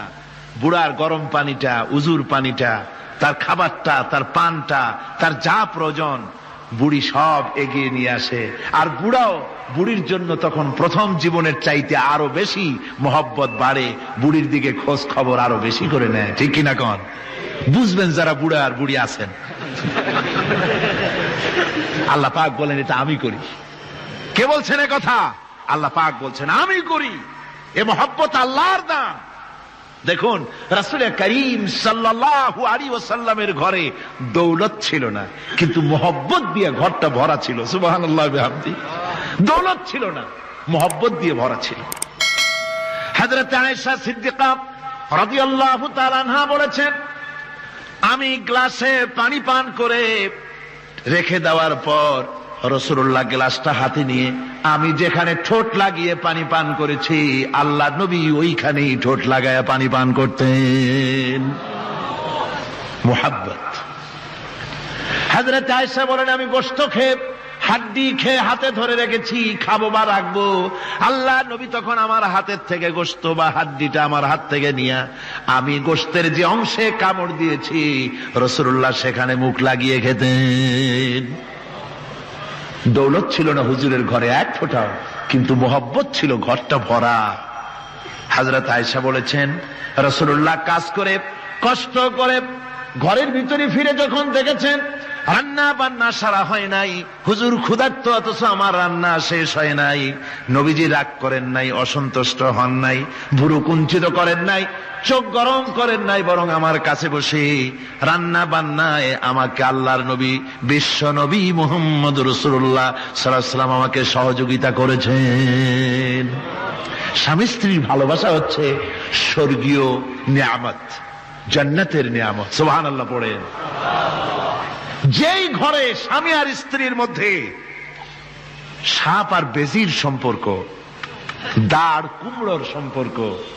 এই ঘরটা যতই বিদেশি আধুনিক সৌন্দর্যের উপকরণাদি দিয়ে ভরপুর থাকুক না কেন, এই ঘরটা, এই বিল্ডিংটা জাহান্নামের টুকরা, ঠিক না? আর স্বামী স্ত্রীর যদি ভালোবাসা থাকে, তাহলে ঘরটা যদি কুড়ে ঘর হয়, তারপরেও সে ঘরটা হচ্ছে একটা জান্নাতের টুকরা। অনেক স্ত্রী আছে স্বামীর সাথে মহব্বত নাই, উল্টোপাল্টা কারবার। ওই রকম এক স্বামীর কাছে খবর আসছে যে আপনি তো এই গ্রামের মাতবাড়ি করেন, বিচার আচার করতেছেন, আপনার বউ তো গোসল করতে গিয়ে পড়ে গেছে নদীর মধ্যে। তো লোকটা দৌড় দিয়েছে, দৌড়ে গেছে, যায় কয় যে কোন জায়গায় পড়ছে, কয় যে এইখানে পড়ছে। লোকটা তখন জোয়ারের পানি যাচ্ছিল এইদিকে, লোকটা দৌড় দিছে উল্টা দিকে। লোকেরা কয় যে মিয়া তোমার বউ পড়েছে এইখান থেকে, জোয়ারের পানি এদিকে যায়, তুমি উল্টা দৌড়াও কেন? মাতবার বলছে যে দেখো, এটা হচ্ছে আমাদের ইন্টারনাল অ্যাফেয়ার্স, এটা বুঝবা না। এই স্ত্রী সারাটি জীবন আমার উল্টা চলেছে। আমি যদি বলেছি 100, সে বলেছে 335। আমি যদি বলেছি এখন দিনের 12টা, সে বলেছে এখন রাত 3:35। সম্পূর্ণ উল্টা সারা জীবন যে চলেছে। সে যে নদীতে পড়ে জোয়ারে গেছে, আমি তা বিশ্বাস করি না, উল্টাই গেছে। এই রকমের এক শ্রেণী আছে, স্বামী উল্টা থাকে, স্ত্রী উল্টা থাকে, এরকমও হয়। সুতরাং স্বামী এবং স্ত্রীর মধ্যে মহব্বত আর ভালোবাসা, এটি মাবুদের একটি বিরাট নেয়ামত। অন্যের স্ত্রীর দিকে তাকালে কাম ভরে, খারাপ নজরে তাকালে জেনার গুনাহ হবে। হাত দিয়া ধরলে কাম ভাবে জেনার গুনাহ হবে। কিন্তু কোন স্বামী যদি তার স্ত্রীর দিকে প্রেম ভরে, ভালোবাসা ভরে তাকায়, আর স্ত্রীর হাতকে প্রেম আর ভালোবাসার সাথে যদি স্ত্রীর হস্ত ধারণ করে, কেতাবে এসেছে স্বামী এবং স্ত্রীর উভয়ের সগীরা গুনাহ আল্লাহ রাব্বুল আলামিন মাফ করে দেন। আল্লাহ পাক বলছেন, আমি তোমাদের থেকে তোমাদের জোড়া, তোমাদের স্ত্রীদেরকে পয়দা করেছি এবং পরস্পর পরস্পরের প্রতি ভালোবাসা এবং মহব্বত সৃষ্টি করে দিয়েছি। আজকে কথা উঠেছে সমাজে, আজকে কথা উঠেছে নারীর অধিকার নিয়ে। বলা হচ্ছে ইসলাম নারীকে, নারীর অধিকার ক্ষুণ্ণ করেছে, বলে না? বলে কিনা বলেন? আমাদের দেশে এই জন্য নারী পক্ষ, নারী সমাজ, নারী আন্দোলন পরিষদ, তারপরে এরকম অনেক আন্দোলন তারা বানিয়েছে। আর পত্র পত্রিকায় নানান রকমের ইসলাম সম্পর্কে তারা লিখছে। একটা পত্রিকা আজকে সকালে আমাকে একজন দিল, তার মধ্যে লিখেছে, হাদিসের বরাত দিয়েছে, তার মধ্যে লিখছে যে রাসূলুল্লাহ বলেছেন পৃথিবীর সব কিছু হচ্ছে ভোগের সামগ্রী, সেই ভোগের মধ্যে উত্তম ভোগের সামগ্রী হচ্ছে নারী। নাউযুবিল্লাহি মিন যালিক, এমন কথা রাসূলুল্লাহ বলেন নাই। হাদিসের নাম দিয়া তারপরে হুজুর যা বলেন নাই সেই সব কথা বলে বলে নারীদেরকে ইসলামের প্রতি বীতশ্রদ্ধ করাবার জন্য চেষ্টা চালানো হচ্ছে। অথচ নারীদের ব্যাপারে মুহাম্মদ সাল্লাল্লাহু আলাইহি ওয়াসাল্লাম সবচাইতে উত্তম কথা বলেছেন। এত সুন্দর কথা পৃথিবীতে আর কেউ বলে নাই, আর কেউ বলে নাই। নারী আজ অধঃপাতিতা, নির্যাতিতা। এই নির্যাতন থেকে, অধঃপতন থেকে নারীকে কে রক্ষা করতে পারে? ইসলাম। জোরে বলেন, কে পারে? কেবলমাত্র ইসলাম পারে, আর কেউ পারে না। নারী যখন তাদেরকে মেয়ে হয়েছে শোনা মাত্র তার বাপ তাকে মাটির নিচে পুঁতে রাখত, আছাড় মেরে মেরে ফেলে দিত, যখন তাদেরকে কবর দিয়ে দিত জীবিত অবস্থায়, সেই সময় রাসূলুল্লাহ এসে নারীদের সম্মান দিলেন, মর্যাদা দিলেন। রাসূলুল্লাহ বললেন, আমার কাছে 3টা জিনিস প্রিয়, একটি হচ্ছে নামাজ, একটি হচ্ছে সুগন্ধি, আর একটা হচ্ছে স্ত্রী। নারীর যখন কোনো মর্যাদা নাই, তখন নারীর মর্যাদা হুজুর দিলেন। যখন কন্যা সন্তান হওয়া আভিজাত্যের বিপরীত, কন্যা সন্তান হওয়া পুরুষের জন্য একটা অপমানকর। এখন আমাদের সমাজেও আছে, স্ত্রী গর্ভবতী হয়েছে, বন্ধুদের কাছে বলে ফেলেছে আগেই, সন্তান হয়ে গেছে, কিন্তু কোনো খোঁজ খবর নাই। বন্ধুরা একদিন হঠাৎ জিজ্ঞেস করে, তোমার স্ত্রী গর্ভবতী হয়েছে? তারপরে তা তো অনেক দিনের কথা, কি হইল তা তো বললা না। কয় যে আশা তো করছিলাম হবে ছেলে, কিন্তু হয়েছে মেয়ে, সেই জন্য আর টেলিফোন করা, খবর দেওয়া জরুরত বোধ করিনি। আছে না এমন? আছে। আবার বারবার মেয়ে হয় বলে আমাদের দেশে তালাকের ঘটনা পর্যন্ত আছে। বারবার মেয়ে হয়, ছেলে হয় না মোটেও, তালাক দিয়ে দেয়। আচ্ছা, ওই মেয়েটারই, ওই স্ত্রীরই যদি এখানে হাত থাকে ছেলে বা মেয়ে হওয়ার ব্যাপারে, মানুষের যদি হাত থাকে, তাহলে দায়ী শুধু স্ত্রী হতে যাবে কেন? পুরুষ তুমিও তো দায়ী তাহলে। আসলে ছেলে এবং মেয়ে হওয়ার জন্য স্বামী এবং স্ত্রী কেউ দায়ী নয়।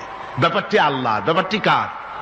আল্লাহ রাব্বুল আলামিন বলেছেন, আমি যাকে খুশি কন্যা দান করি, যাকে খুশি শুধু ছেলে দান করে, যাকে খুশি তারে ছেলেও দেই মেয়েও দেই, আর যাকে খুশি আমি কিছুই দেই না। এ সবটাই আমার হাত। সুতরাং রাসূল পাক সাল্লাল্লাহু আলাইহি ওয়াসাল্লাম বলেছেন, খবরদার মেয়েদের বাপকে, মেয়ের বাপকে গালি দিও না। বারবার মেয়ে হয় বলে অনেকে মেয়ের বাপকে গালি দেয়, তাচ্ছিল্য করে, টিটকারি করে। হুজুর বলেছেন, মেয়ের বাপকে বিদ্রুপ করো না, গালি দিও না, যেহেতু আমি মুহাম্মদ সাল্লাল্লাহু আলাইহি ওয়াসাল্লাম মেয়েদের বাপ।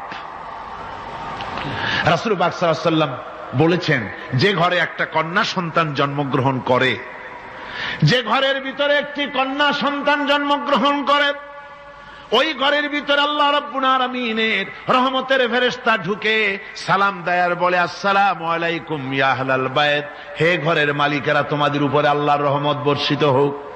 রহমতের ফেরেশতারা ঘরের ভিতরে প্রবেশ করে কন্যা সন্তানটির মাথার উপরে হাত বুলায় আর বলতে থাকে, এই দুর্বল দেহ একটি দুর্বল দেহের ভেতর থেকে বেরিয়ে এসেছে। এই কন্যা সন্তানটিকে যে লালন পালন করবে, আল্লাহ রাব্বুল আলামিন তাকে শান্তিতে রাখবেন। রাসূল পাক সাল্লাল্লাহু আলাইহি ওয়াসাল্লামের কাছে একজন এসে বলছে, ইয়া রাসূলুল্লাহ, আমার এক মেয়ে। হুজুর কয়, তোমার এক বেহেশত। আর একজন কয়, হুজুর আমার দুই মেয়ে। কয়, তোমার দুই বেহেশত।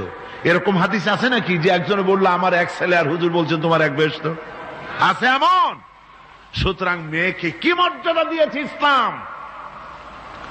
রাসূলুল্লাহ বললেন, যার তিনটি মেয়ে আছে আর ওই তিনটি মেয়েকে আদব শিক্ষা দিয়েছে, তারবিয়াত শিক্ষা দিয়েছে, দ্বীন শিক্ষা দিয়েছে, স্নেহ করে, স্নেহ দিয়ে লালন পালন করেছে, তারপরে সৎপাত্রস্থ করেছে, ওই মেয়ের লালন পালনকারী মাতা পিতা আর আমি মুহাম্মদ সাল্লাল্লাহু আলাইহি ওয়াসাল্লাম কিয়ামতের দিন একই জান্নাতে পাশাপাশি অবস্থান করব।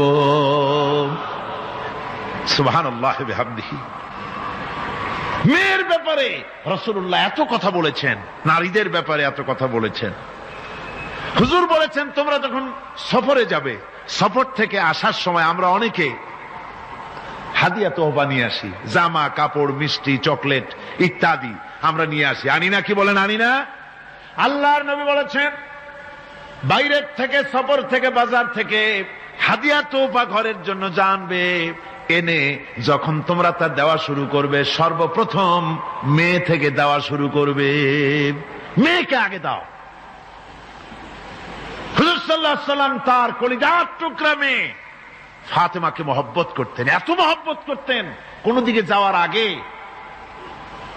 সকলের সঙ্গে দেখা করে শেষে দেখা করতেন হযরত ফাতেমার সঙ্গে। আবার সফর থেকে ফিরে এসে সর্বপ্রথম তিনি দেখা করতেন হযরত ফাতেমা রাদিয়াল্লাহু তাআলা আনহার সঙ্গে। একবার হযরত আলী এবং হযরত ফাতেমার মধ্যে মনোমালিন্য হলো, হুজুরের মুখটা মলিন হয়ে গেল, রাসূল পাকের মুখ মলিন হয়ে গেল। হুজুর সাল্লাল্লাহু আলাইহি ওয়াসাল্লাম ঘরের মধ্যে প্রবেশ করলেন, হযরত আলীর ঘরে হযরত ফাতেমা এবং আলীকে এক জায়গায় বসালেন। কিছুক্ষণ পর হুজুর বেরিয়ে এলেন, হুজুরের মুখে হাসি। সাহাবায়ে কেরাম বললেন, হুজুর একটু আগে আপনার মুখ মলিন দেখেছি, এখন খুব উৎফুল্ল মনে হচ্ছে। হুজুর বলছেন, আমি তাদের মধ্যে মনোমালিন্যটা দূর করে দিয়ে এসেছি। ফাতেমা আমার কলিজার টুকরা, যে ফাতেমাকে ব্যথা দেয় সে আমি মুহাম্মদ সাল্লাল্লাহু আলাইহি ওয়াসাল্লামকে ব্যথা দেয়। রাসূল পাক সাল্লাল্লাহু আলাইহি ওয়াসাল্লাম কন্যাদেরকে এভাবে মর্যাদার কথা বলেছেন। এই কন্যা আস্তে আস্তে যখন বড় হয়ে যায়, যখন বধূ হয়, বধূ হিসেবে তার মর্যাদা ইসলাম কতখানি দিয়েছে, রাসূল পাক সাল্লাল্লাহু আলাইহি ওয়াসাল্লাম কতখানি দিয়েছেন আপনারা লক্ষ্য করেন। হাদিস শরীফ পড়া নাই, জানা নাই বলে আজকে এক শ্রেণীর নারীরা তারা কমিউনিস্টদের খপ্পরে পড়ে, সমাজতন্ত্রের খপ্পরে পড়ে, নাস্তিকদের খপ্পরে পড়ে গোটা মহিলা সমাজকে চেষ্টা করতেছে ইসলাম থেকে দূরে সরাবার জন্য। ঠিক কিনা কও? হযরত আয়েশা বলেছেন, আমি যখন ঘরে কাজ করতেছি, হুজুর বাইরের থেকে এসে দেখেছেন আমার রান্না করতে দেরি আছে, খাবার দাবার এখনো রেডি হয় নাই, হুজুর ক্ষুধার্ত, কিন্তু হুজুর ভুরু কুঞ্চিত করেননি, হুজুর বিরক্ত হননি, হুজুর আমাকে গালমন্দ করেননি, আমার কাছে বসে তিনি আমার রান্নার সহযোগিতা করেছেন। সুবহানাল্লাহি ওয়া বিহামদিহি, জোরে বলেন সুবহানাল্লাহি ওয়া বিহামদিহি। ভাইরা আমার, হযরতে আয়েশা সিদ্দিকা রাদিয়াল্লাহু তাআলা আনহা বয়সে কম ছিলেন অন্যদের চাইতে। বিশ্বনবী সমস্ত রাজকার্য, রাষ্ট্রীয় কার্য, নবুয়তের দায়িত্ব পালন করে স্ত্রীর হক আদায় করতে ভুলে যাননি। আধো আধো জ্যোৎস্না প্লাবিত রাত রাসূলুল্লাহ হযরত আয়েশাকে বলছেন, চলো আমরা একটু পায়চারি করে আসি বাইরের থেকে। ঘুরতে ঘুরতে হুজুর বলছেন, দেখো তো ওই যে দূরে দেখা যায় একটা জিনিস, চলো আমরা দৌড় দেই, দেখি কে আগে ওই জায়গায় পৌঁছতে পারে। দুজনে মিলে দৌড় দিলেন। হযরত আয়েশা বললেন, আমি হুজুরকে পেছনে ফেলে দ্রুত গতিতে আমি দৌড়ে লক্ষ্যবস্তুর কাছে চলে গেলাম। হুজুর সাল্লাল্লাহু আলাইহি ওয়াসাল্লাম যখন ধীরে সুস্থে আমার কাছে এলেন, আমি বললাম, দেখছেন আপনি কিন্তু আমার সাথে দৌড়ে পারেন নাই। হযরত আয়েশা বলছেন, এর কিছু কাল পরে আবার একদিন রাসূলুল্লাহ দৌড় প্রতিযোগিতার ব্যবস্থা করলেন, দৌড় দিলাম। হযরত আয়েশা বলছেন, সেই সময়ের তুলনায় আমার শরীর কিছুটা স্থূল এবং ভারী হয়ে গেছে, আমি দৌড়াইয়া পারলাম না, আমি পেছনে পড়ে গেলাম। হুজুর আমার আগে চলে গেলেন লক্ষ্যবস্তুর কাছে। আমি হাঁপাতে হাঁপাতে যখন রাসূলের কাছে চলে গেছি, রাসূল পাক মুস্কি হেসে আমাকে বললেন, আয়েশা, ওই সেই দিনের প্রতিশোধ আজকে নিলাম। সুবহানাল্লাহি ওয়া বিহামদিহি, সেদিনের জবাব আজকে দিয়ে দিলাম। স্বামী স্ত্রীর দাম্পত্য জীবনের এই দৃশ্য কতখানি উপভোগ্য। সুবহানাল্লাহি ওয়া বিহামদিহি। এই জন্য স্বামী স্ত্রীর ভিতরে যে মুহাব্বত, এটা বেহেশতি অবদান, এটা জান্নাতের অবদান, এটা আল্লাহর নিয়ামত। এটা কি ধরে কোন আল্লাহর নিয়ামত। এই নিয়ামত যে ঘরের মধ্যে আছে, সে ঘরটা বেহেশত। সে ঘরটা কি? বেহেশত। আর আপনার ঘরের মধ্যে রেডিও আছে, টিভি আছে, ফ্রিজ আছে, ডিসি আছে, এসি আছে, কত কিছু আছে, কিন্তু স্বামী স্ত্রীর মধ্যে সাপে আর বেজির সম্পর্ক, দাঁড় কুমড়ার সম্পর্ক, এই ঘরটা জাহান্নামের শামিল। আছেন এক পদের স্ত্রী, স্বামীও আছে এরকম এক পদের স্বামী আছে, সমানে পিটায় মেয়ে লোক, পিটাইতেই থাকে। বুঝলেন, রাসূলুল্লাহ বলেছেন, খবরদার স্ত্রীদেরকে মেরো না, দাসীদের মতো প্রহার করো না, তাহলে আগামী রাত্রে যখন তার কাছে তুমি যাবে, তখন কি তোমার শরম করবে না? রাসূল পাক সাল্লাল্লাহু আলাইহি ওয়াসাল্লাম নারী পুরুষের সমান অধিকার দিয়েছে। ভালোবাসা এবং মহব্বত থাকতে হবে, একে অপরের উপরে বাজিমাত করার প্রতিযোগিতা থাকা উচিত নয়। স্বামী হয়েছেন বলে তিনি একেবারে নওয়াবজাদা নসরুল্লাহ খান হয়ে যাবে, তা না। আবার স্ত্রী স্বামীকে গোলাম হিসাবে ব্যবহার করবে, তাও না। ভালোবাসা, শ্রদ্ধা, পারস্পরিক মহব্বত হিসাবে মর্যাদা সমান রাখা হয়েছে। কিন্তু মাঝে মধ্যে দেখা যায়, কিছু অভিযোগ পাওয়া যায়, স্ত্রীরা এমনও করে স্বামীকে একেবারে গোলামদের মতোই রাখে। এই রকমের এক শ্রেণীর আছে। সমান অধিকারের চিন্তা নিয়ে স্বামী নির্যাতনের কোনো প্রশ্নই ওঠে না। রাসূলুল্লাহ আবার মর্যাদা পুরুষের এক ধাপ বাড়ায় দিয়েছেন। আল্লাহর নবী বলেছেন, এই পৃথিবীতে মানুষকে যদি আমি মানুষের সামনে সেজদা করার জন্য যদি অর্ডার করতাম, তাহলে দুনিয়ার সমস্ত নারীদেরকে অর্ডার করতাম তার স্বামীকে সেজদা করার জন্য। মর্যাদা বাড়ানো রয়েছে, কিন্তু অধিকার সমান, সমান অধিকার দেওয়া হয়েছে। ইসলাম নারীর অধিকার দিয়েছে, স্বামী স্ত্রীর মহব্বত এবং ভালোবাসা সৃষ্টি করে দিয়েছেন। এটা আল্লাহর নিয়ামত। আমার বন্ধুগণ, আজকে আমার সমাজে বলা হচ্ছে নারীদেরকে ঠকাইছে ইসলাম। বলে কি দিয়ে ঠকানো হলো? বলে ইসলাম ঠকিয়েছে একটা ছেলে সমান দুইটা মেয়ে। একটা ছেলেতে যা পাবে দুইটা মেয়েতে তাই পায়, এই জন্য মেয়েকে ঠকানো হয়েছে। একথা বলেছেন আমাদের দেশের সুপ্রিম কোর্টের একজন চিফ জাস্টিস, অবসরপ্রাপ্ত, নাম নেব না আমি। তো আমরা এটা শোনার পরে বললাম যে বাংলাদেশ পৃথিবীর দ্বিতীয় বৃহত্তম মুসলিম দেশ, এই দেশের সুপ্রিম কোর্টের চিফ জাস্টিস হয়ে কোরআন সম্পর্কে জ্ঞান এত নগণ্য, এত কম, এত পুর। তার জ্ঞানের এই বহর দেখে আমাদের শুধু করুণাই হয়। কোরআনে কারীমের এক জায়গায় তিনি দেখেছেন এক ছেলে সমান 2 মেয়ে, কিন্তু মেয়েকে যে আরো অনেক জায়গা থেকে দেওয়া হয় তা কি লক্ষ্য করো নাই? ছেলে তো এক জায়গায় পিতার কাছ থেকে বোনের ডাবল পেল, বোনের তুলনায় বেশি পেল এক জায়গায়, কিন্তু বোনকে মেয়েকে অনেক জায়গা থেকে আল্লাহ দেওয়ার ব্যবস্থা করেছেন। এই মেয়ে লোককে পিতার কাছ থেকে পাবে, স্বামীর কাছ থেকে পাবে, ছেলের কাছ থেকে পাবে, ভাইয়ের কাছ থেকে পাবে, মায়ের কাছ থেকে পাবে। 5 জায়গা থেকে পাওয়ার ব্যবস্থা আল্লাহ তাকে করে দিয়েছেন। জোরে বলেন সুবহানাল্লাহ। 5 জায়গা থেকে তার পাওয়ার ব্যবস্থা আছে। এক জায়গায় একটু ছেলেকে বেশি দিয়েছে, দেখি তার চোখ কালা হয়ে গেছে। আল্লাহর উপরে কমেন্ট করতেছে, নাউযুবিল্লাহি মিন যালিক। নারীকে ইসলাম সবচাইতে বেশি অধিকার দিয়ে তাকে প্রতিষ্ঠিত করেছে, সবচাইতে বেশি অধিকার তার। সব জায়গায় তাকে প্রতিষ্ঠিত করা হয়েছে। নারীদেরকে মহারণা দেওয়া ফরজ করে দেওয়া হয়েছে। নামাজ রোজা যেমন ফরজ, মহারণা দেওয়া তেমন কি? সেই মহারণা আজকাল বাঁধা হয়, বিশেষ করে রাজধানীতে, শহর সমূহে মহারণা বাঁধে। যত বেশি টাকা ততই সুনাম নাকি হয়। সেই জন্য জিজ্ঞেস করা হয়, মেয়ের বিয়েতে মহারণা কত হলো? কয় মহারণা হচ্ছে 5,73,793 টাকা 75 পয়সা। বাবা, আদায় করে না কিন্তু মোটেও। ফাঁকি দেওয়ার ব্যবস্থা সব। সোনা দিলাম এত, খাওয়াইলাম এত, বাকি সব ইদিক সেদিক। মনে রাখবেন মুসলমানেরা, মহারণা দেওয়া নামাজ রোজার মতোই অবশ্য পালনীয় একটি কর্তব্য আল্লাহ রাব্বুল আলামিন করে দিয়েছেন। কোন স্বামী যদি মহারণা ধার্য করার পর যদি আদায় না করেন, স্ত্রী যদি স্বেচ্ছায় মহারণার টাকা মাফ না করে দেয়, তাহলে কিয়ামতের দিন ওই স্বামীকে আল্লাহর দরবারে জিনাকারের কাতারে দাঁড়াতে হবে।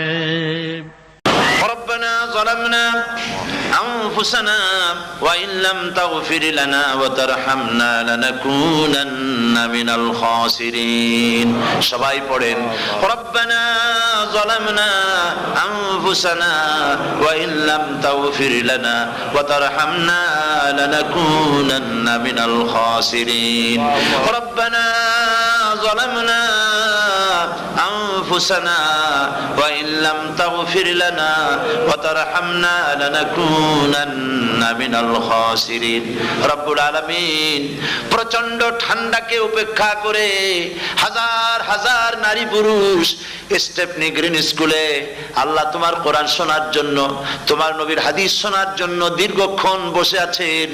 এতক্ষণ আমরা যে আলোচনা করলাম, দরুদ ও সালাম পড়লাম, মেহেরবানি করে সওয়াবটুকু রাসূল করিম সাল্লাল্লাহু আলাইহি ওয়াসাল্লামের রূহ মুবারকে পৌঁছায় দাও।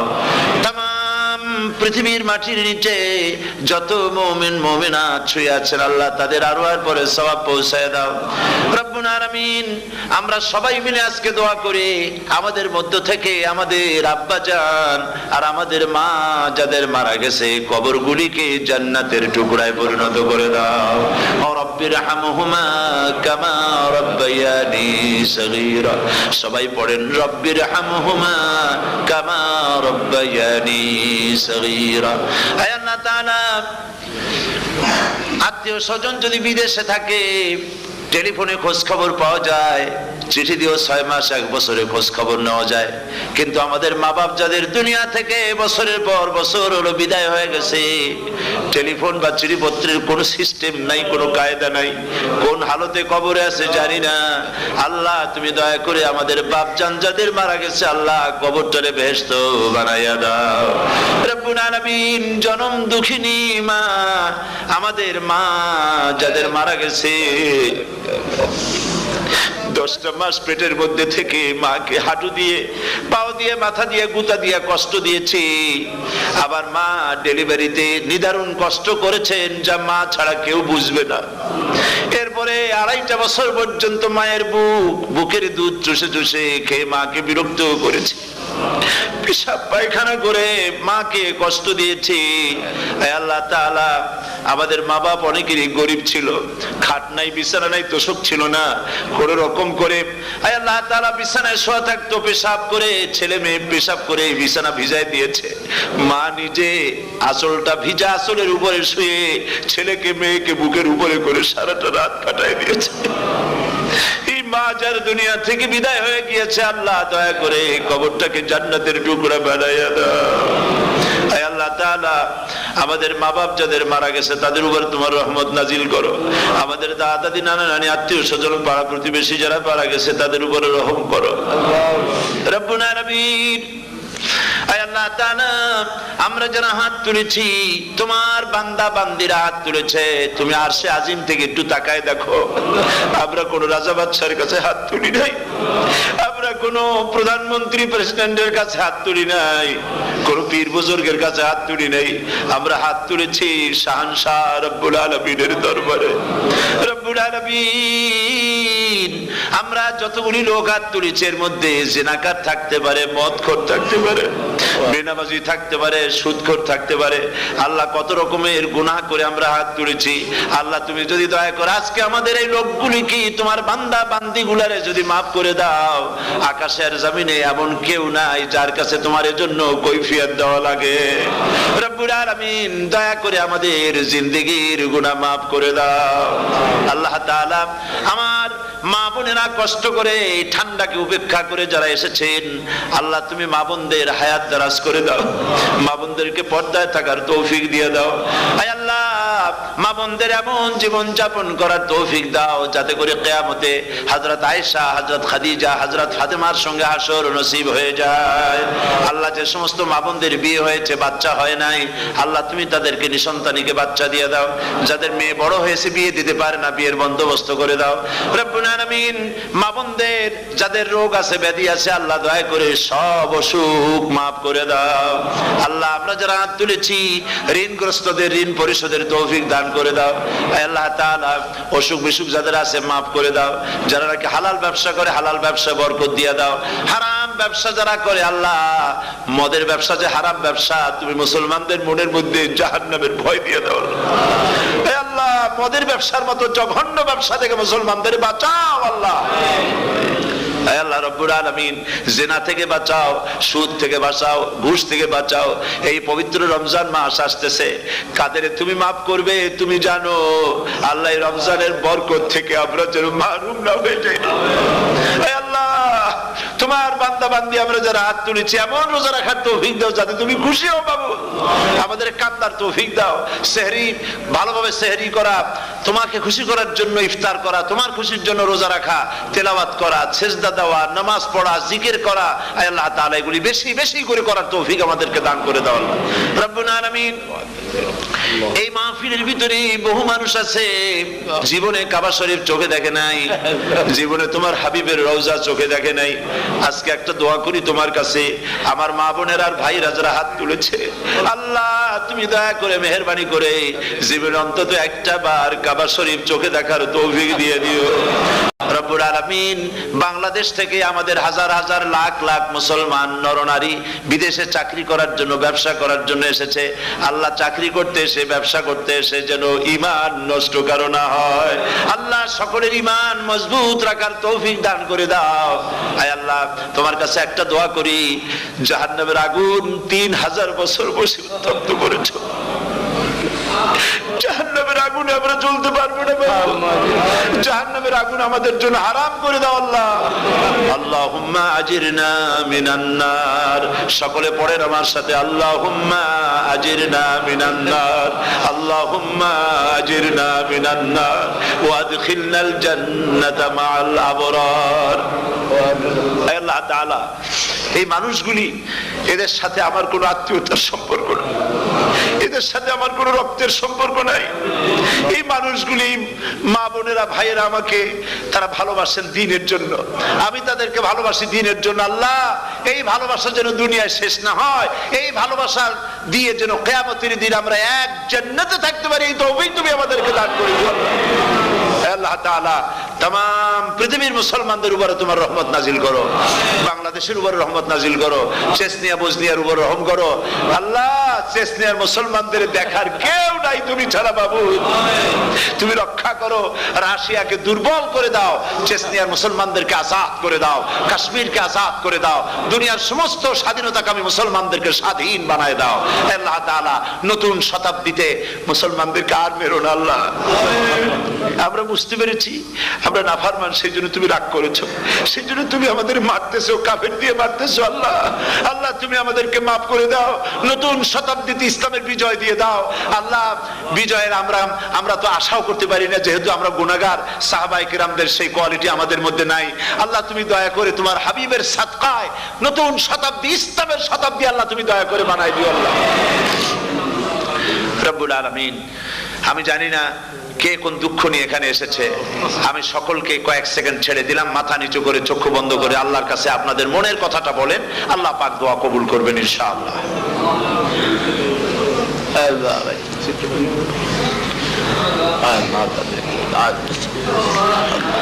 আল্লাহ তাআলা তোমার বান্দারা বান্দিরা মনে মনে যে যা চাইলো আল্লাহ সকলের নেক আশা তুমি পুরা করে দাও। ربنا تقبل منا إنك أنت السميع العليم وتب علينا إنك أنت التواب الرحيم ستر العرش مسبول علينا وعين الله ناظرة إلينا بحول الله لا يقدر علينا اللهم إنا نجعلك في نحورهم ونعوذ بك من شرورهم اللهم لا مانع لما أعطيت ولا معطي لما منعت ولا ينفع ذا الجد منك الجد اللهم زدنا ولا تنقصنا واكرمنا ولا تهنا واعطنا ولا تحرمنا واثرنا ولا تؤثر علينا وارضنا وارض عنا سبحان ربك رب العزة عما يصفون وسلام على المرسلين والحمد لله رب العالمين واجعل آخر كلمة عند الموت لا إله إلا الله محمد رسول الله السلام عليكم ورحمة الله